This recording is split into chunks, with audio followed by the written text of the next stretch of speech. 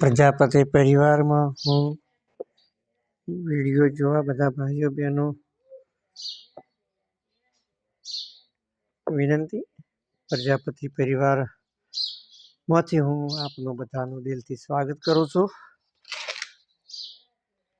તો આ તલાવની માટી છે ને તેમાંથી હું આ માટીના વાસણો બનાવી રહ્યો છું. માટીનો વિડીયો અથવા માટી કામ કરતી વખતેનો વિડીયો બનાવી રહ્યો છું. આ નાની માટલી હાલ બનાવી રહ્યો છું. તો અમારો વિડીયો જોતા રહેશો. પ્રજાપતિ પરિવાર ચેનલનું નામ છે. પ્રજાપતિ પરિવાર આ બધાનું દિલથી સ્વાગત કરું છું. અને મારા શોર્ટ વિડીયા પણ જોતા રહેજો. યુટ્યુબમાં લાઈવ થવાનો ટાઈમ છે મારો 1 વાગ્યાનો. બપોરે 1 વાગે દરરોજ લાઈવ પણ થઉં છું અને માટીના વાસણો બનાવી રહ્યો છું.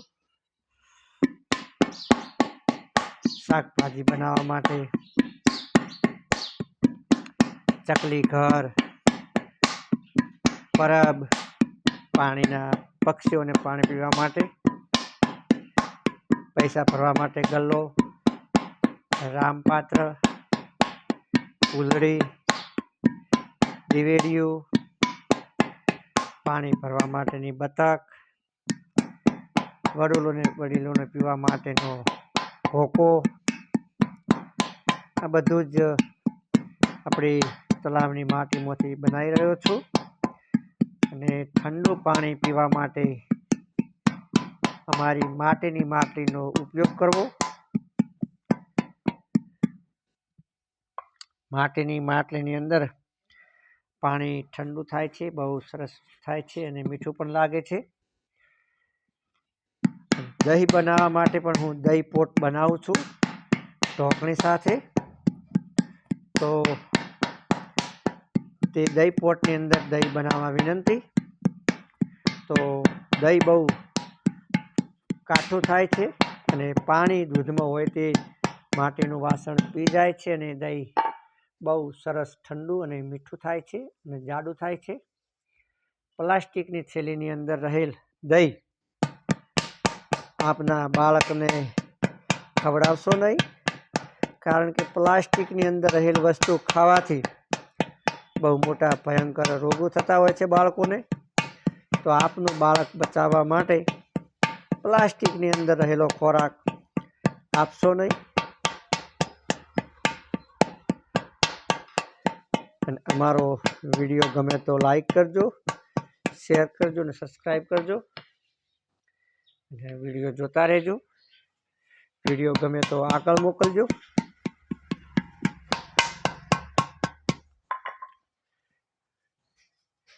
હું આપણી શુદ્ધ માટીમાંથી જાતે લાકડાથી પકવું છું અને માટીના વાસણો બનાવું છું. અને જાતે જ પકવીને હું રિપ્લાય કરું છું. મારો માલ બહાર ગામ જાય છે, ગુજરાતની અંદર જાય છે અને ગુજરાતની બહાર પણ અમુક ટાઈમે જતો હોય છે. અમારો માલ મહારાષ્ટ્રની અંદર પણ જતો હોય છે, હૈદરાબાદની અંદર જતો હોય છે.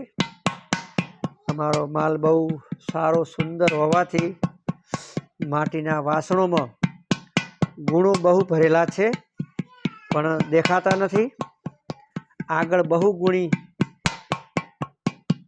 આ માટીની માટલી છે, તેમાં બહુ ગુણ સમાયેલા છે પણ હવે ગુણ દેખાતા નથી ભણતરની આગળ.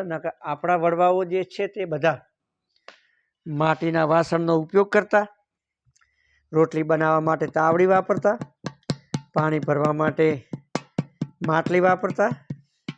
એ માટલીનું પાણી બહુ ઠંડુ હતું અને એ પાણી પીવાથી તમારું શરીર પણ ઠંડુ બને છે. અને ફ્રીજનું પાણી પીવાથી તમારું શરીર ઠંડુ તો બનતું નથી પણ ઉલટી ગરમાઈ આવે છે એની અંદર. તો મહેરબાની કરીને ફ્રીજનું પાણી બાળકોને ના આપશો. વડીલો તો પીશે, વડીલો માનશે નહીં, પણ આપણા બાળકને થતો રોગ અટકાવવા વિનંતી. તો હું પ્રજાપતિ પરિવારમાંથી માટીના વાસણો બનાવી રહ્યો છું. અમારા કરોડો પ્રજાપતિ ભાઈઓ છે. પહેલાં બધા માટીકામ કરતા અને અત્યારે નોકરી કરે છે, ઘણા ધંધો કરે છે, કોઈ કારખાના નાખે છે. પણ અમારી જેમ મજૂરી અત્યારે 95% મજૂરી કરતા નથી માટીની. અને અમે 5% જ એવા છીએ કે આપણી આ જે સંસ્કૃતિ જેને કહેવામાં આવે તે અમે જાળવી રાખી છે અને તેને જીવંત રાખવા માટે અમે આ માટીકામ કરી રહ્યા છીએ. અને બાળને રોગ ન થાય તે માટે માટીનો ઉપયોગ કરો.